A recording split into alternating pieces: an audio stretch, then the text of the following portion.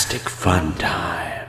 Hey gang, I'm JP and welcome back to Egotastic FunTime! Today we're gonna have a great time picking back up with the Mandalorian as he and the tiny green bounty of cuteness that he captured in the last episode head back to the Razor Crest so he can return the asset to his client, who's ready to pay a generous price for my new pointy-eared baby overlord that I'm willing to lay down my life to protect and spend an obscene amount of money on this Christmas for Star Wars merchandise.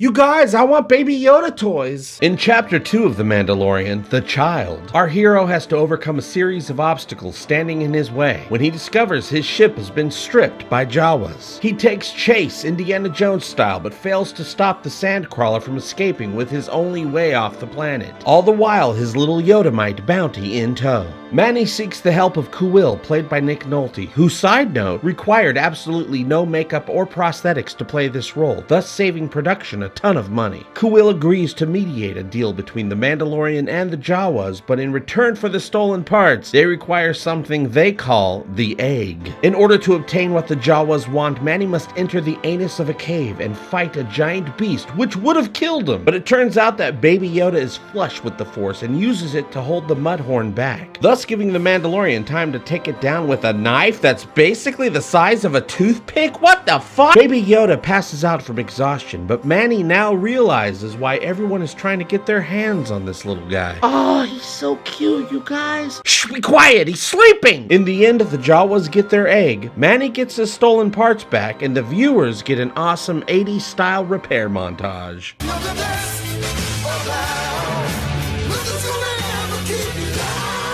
Chapter 2, The Child, was pretty great. Like I've said before, I'm loving this new live-action television format for Star Wars because it slows things down a bit and lets you explore the universe instead of constantly being bombarded with explosions, angsty Sith Lord brats, and a bunch of other new trilogy butthole drama. The Wild West vibe really shines through in this episode too. The Mandalorian wandering in the desert with a purpose, with a mission just to complete, the fact that he hardly talks, the scenery around him, and even the score all remind me of a Clint Eastwood spaghetti western, which is exactly what Jon Favreau's going for. Now, in the first episode, I complained about how it's really hard to connect with Manny because you can't see his face and he hardly speaks.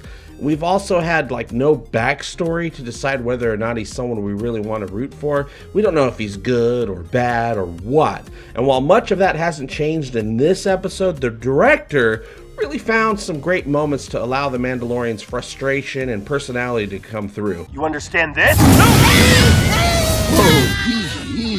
He wasn't cool under pressure the entire time. I mean, you can tell he was really pissed off, and it put him off his game a little bit. This series isn't telling us what's going on as much as it's showing us what's going on, which I really appreciate as a viewer, though I do wish they would show us a little more about Manny's backstory so we can understand what motivates him. I mean, what's his main goal? Is he fighting for something? Why did he become a bounty hunter in the first place? Does he have someone waiting for him back home? Does he have a back home? I have no clue, you guys, but you can tell through his actions and the way he treats Kuil and Baby Yoda that he does have some sort of honor.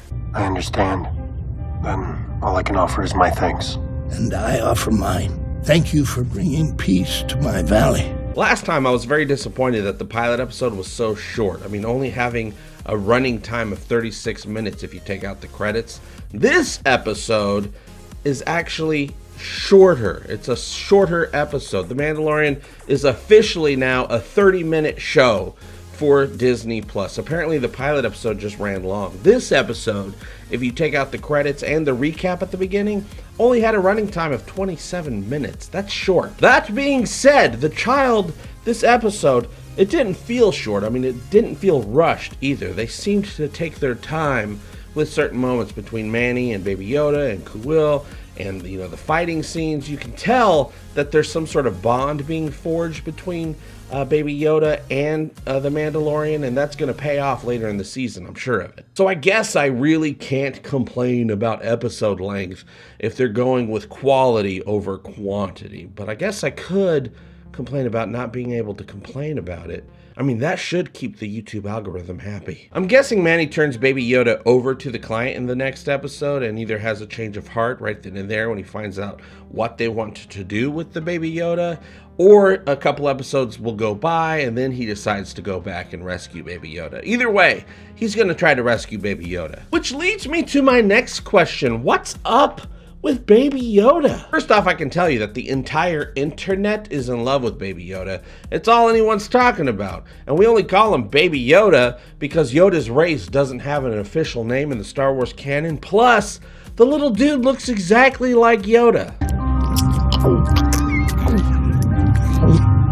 So where did he come from? Is he like Yoda's son? Jedi aren't supposed to have romantic relationships because George Lucas said so. I mean, I guess it fit into his Anakin and Padme bullshit storyline, so it doesn't make sense, but that's what George wanted, so that's what they did. In the prequels, we were introduced to Yaddle, who was on the Jedi Council. Now, maybe her and Yoda got jiggy with it at some point, and she escaped with their forbidden secret love child when the Republic fell, and Darth Vader was hunting down all the Jedi. I don't know. FYI, Baby Yoda is 50 years old, okay? Meaning that Baby Yoda was born around the same time as baby Anakin Skywalker. So, I'm not sure how that fits into the Mandalorian series or the Star Wars universe, but it's interesting that they're about the same age. Another interesting thing to take note of is this idiot right here. This is Dr. Pershing, who we met in the pilot episode when Manny picks up the bounty from the client, played by Werner Herzog. Pershing made it clear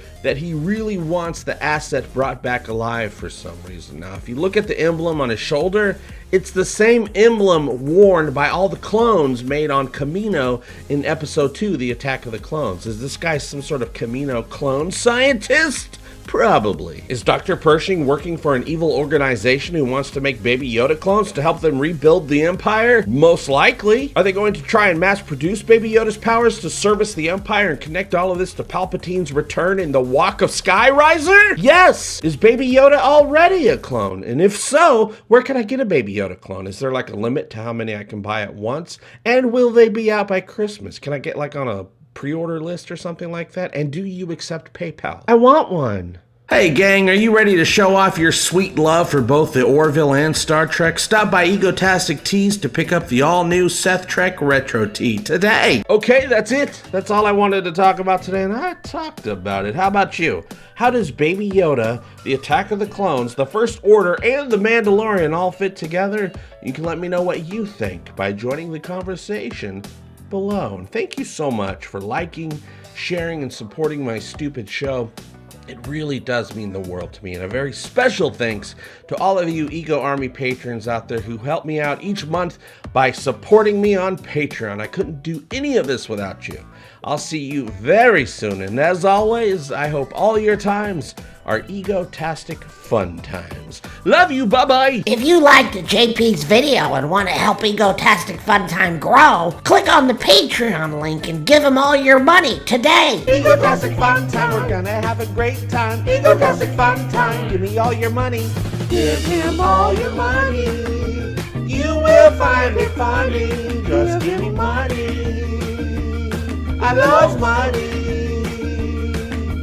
Give me all your money. Give me all your money. Give me all your money. Give me